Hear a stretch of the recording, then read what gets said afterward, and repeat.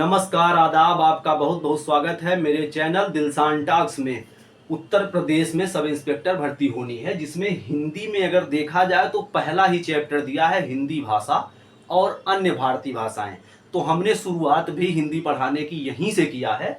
उसमें पहला क्लास हमने यह बताया था लगभग 12-13 मिनट। उसमें हिंदी से संबंधित कुछ उक्तियां हिंदी में, जैसे प्राचीन संस्कृत, लौकिक संस्कृत, फिर पाली, प्राकृत होते हुए जिस तरह से वर्तमान हिंदी तक पहुंचे हैं, इन सब के विषय में बताया गया। तो आप अगर इस वीडियो को देख लेंगे पहले वाली को, तो आज का वीडियो जो यह वीडियो है इसको समझना आपके लिए आसान होगा।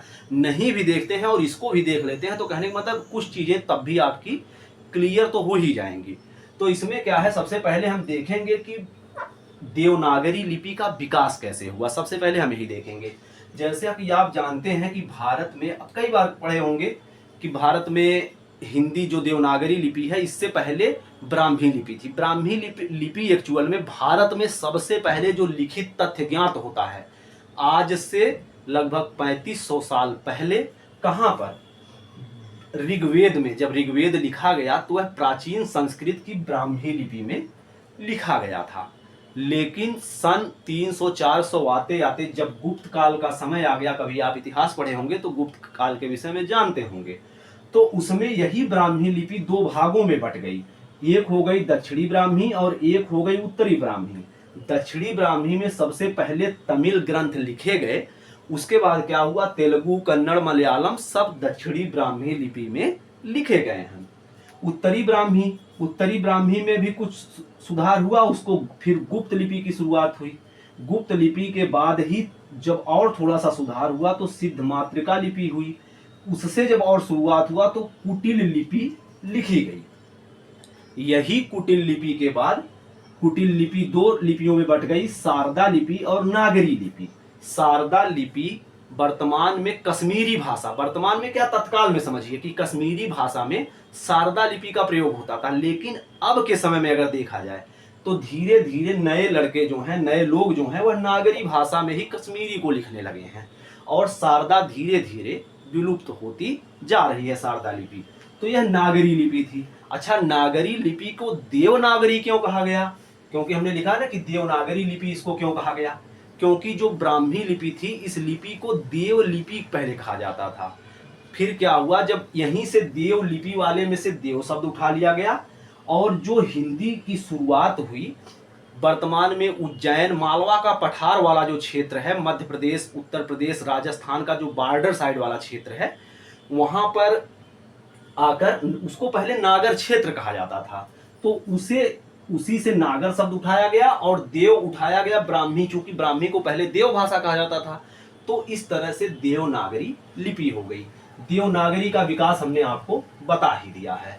5 उपभाषाएं, 18 बोलियां अभी थोड़ी देर के बाद पढ़ेंगे और बोलियों के अन्य नाम कुछ हैं, उनको भी देख लेंगे। फिर क्या हुआ, जैसे देवनागरी लिपि है, इसके अतिरिक्त महाजनी लिपि भी उसी दौरान लिखी जाती थी। देवनागरी क्षेत्र में ही, जहां पर देवनागरी क्षेत्र था वहीं पर महाजनी लिपि भी चलती थी। महाजनी लिपि का प्रयोग राजस्थान के सेठ साहूकार करते थे अपने हिसाब को लिखने के लिए। सेठ महाजन नहीं होते, तो यही महाजनी लिपि। कैथी लिपि बिहार में जो मगध क्षेत्र में मगही लिपि, जिसको मगही या मगधी कहा जाता है, मगही लिपि को लिखने के लिए कैथी लिपि का प्रयोग होता था। लेकिन धीरे धीरे कैथी लिपि भी विलुप्त होती जा रही है। यह जो भारत, मतलब उत्तर प्रदेश सहित जो भारत में हिंदी की 5 उपभाषाएं और 18 बोलियां हैं ना, इन सबको पश्चिमी शाखा नागरी कहा जाता है। पश्चिमी शाखा नागरी में ही गुजराती और राजस्थानी भाषा को भी हम लोग गिन लेते हैं। पूर्वी शाखा नागरी में हम बंगला, उड़िया और असमिया भाषा को गिनते हैं। 5 उपभाषाएं और 18 बोलियों के अतिरिक्त भारत में जो भी बोली के क्षेत्र हैं, सब हिंदी से अलग बोली के क्षेत्र माने जाते हैं। जैसे इनको हिंदी वर्ग कहा जाता है, 5 उपभाषाएं और 18 बोलियों को। इसके अतिरिक्त जितनी भी बोलियां हैं सब हिंदी से इतर बोली माना जाता है।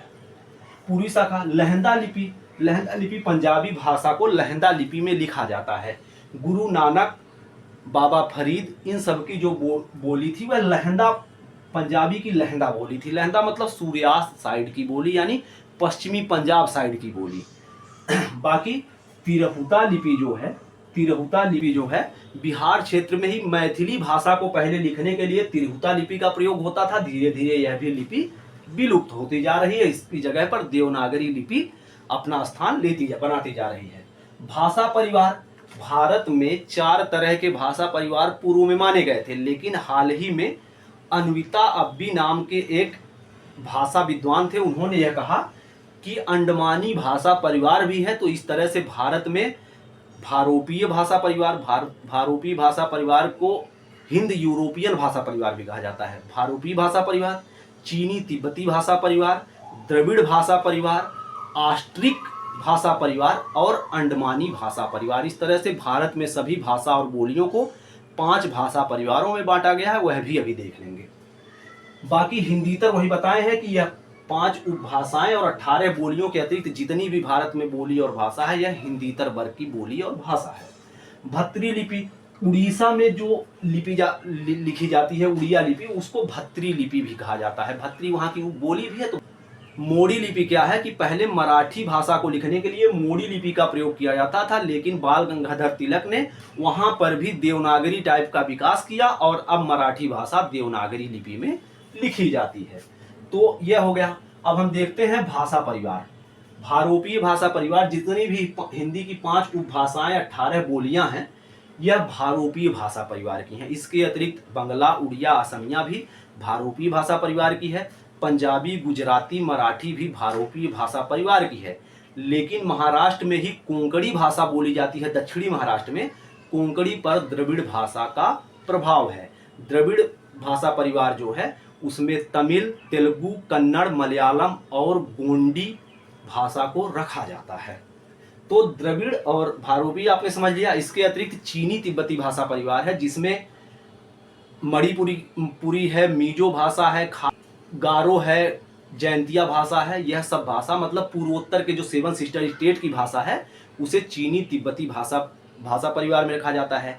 इसके अतिरिक्त उड़ीसा, झारखंड, पश्चिम बंगाल के जो जनजातीय क्षेत्र हैं, यहाँ पर जो बोली जाती है उसको ऑस्ट्रिक भाषा परिवार में रखा जाता है, जिसमें मुंडारी, संथाली, हो, कोल ऐसी कुछ भाषाएं हैं जिनको रखा जाता है ऑस्ट्रिक भाषा परिवार में। इसके अतिरिक्त है अंडमानी भाषा परिवार। तो अंडमानी भाषा परिवार जो है वह अंडमान और निकोबार द्वीप समूह के जो द्वीपों पर बोली जाने वाली जनजातियों की भाषा है, वह अंडमानी भाषा परिवार की है, जिसमें सेंटिलीज भाषा और सेंटिलीज के अतिरिक्त अंडमानी भाषा ऐसी कुछ भाषाएं हैं जी। तो इस तरह से भारत में वर्तमान में 5 भाषा परिवार हैं। 5 उपभाषाएं जो उत्तर प्रदेश और हिंदी वर्ग में है उसको देखते हैं। इसमें है राजस्थानी हिंदी। राजस्थानी हिंदी में है सौरसेनी अपभ्रंश। राजस्थानी हिंदी की 4 बोलियां राजस्थानी हिंदी की है। 5 उपभाषाओं में से राजस्थानी हिंदी एक उपभाषा है। इसमें 4 बोलियां हैं। 18 में से 4 बोलियां राजस्थानी हिंदी उपभाषा की है, जिसमें मेवाती, मारवाड़ी, जयपुरी और मलावी 4 तरह की भाषाओं को रखा जाता है। मारवाड़ी मतलब पश्चिमी राजस्थान की बोली, मेवाती मतलब मेवात, हरियाणा और राजस्थान के बॉर्डर साइड की बोली, जयपुरी मतलब पूर्वी राजस्थान जिसको ढूंढाड़ क्षेत्र भी कहते हैं, तो ढूंढाड़ी या जयपुरी उसे कहीं कहीं लिखा होता है। और बाकी मलावी मतलब मालवा के पठार साइड की बोली को मलावी कहा जाता है। इसके अतिरिक्त पश्चिमी हिंदी है। 5 उपभाषाएं में दूसरी जो है यह पश्चिमी हिंदी है। पश्चिमी हिंदी में भी सौरसेनी अपभ्रंश से निकली हुई है। पश्चिमी हिंदी की 5 बोलियां हैं, जिसमें बांगरू, ब्रज, बुंदेली, खड़ी बोली और कौरवी 5 तरह की बोलियां हैं। इसके अतिरिक्त जो तीसरी उपभाषा है वह है पहाड़ी हिंदी। पहाड़ी हिंदी खस सौरसेनी अपभ्रंश, खस अपभ्रंश या फिर खस सौरसेनी अपभ्रंश, जिसमें कुमाऊनी, गढ़वाली और नेपाली बोली को शामिल किया जाता है। चौथे नंबर पे हम शामिल करते हैं पूर्वी हिंदी को। पूर्वी हिंदी अर्धमागधी अपभ्रंश से निकली हुई है। इसमें 3 तरह की बोलियां हैं, जिसमें अवधी, फिर बघेली और छत्तीसगढ़ी है। अवधी मतलब लखनऊ, अयोध्या के आसपास में जो बोली जाती है। उसके बाद वर्तमान में प्रयागराज और कुछ मध्य प्रदेश के क्षेत्र हैं जहां पर बघेली बोली जाती है। इसको रिवही बोली भी कहते हैं। इसके अतिरिक्त छत्तीसगढ़ी बोली है जो मध्य प्रदेश और छत्तीसगढ़ में बोली जाती है। और 5वें नंबर पे है बिहारी हिंदी। अब तक तो हमने चौथे नंबर पे पूर्वी हिंदी पढ़ा, 5वें पे है बिहारी हिंदी।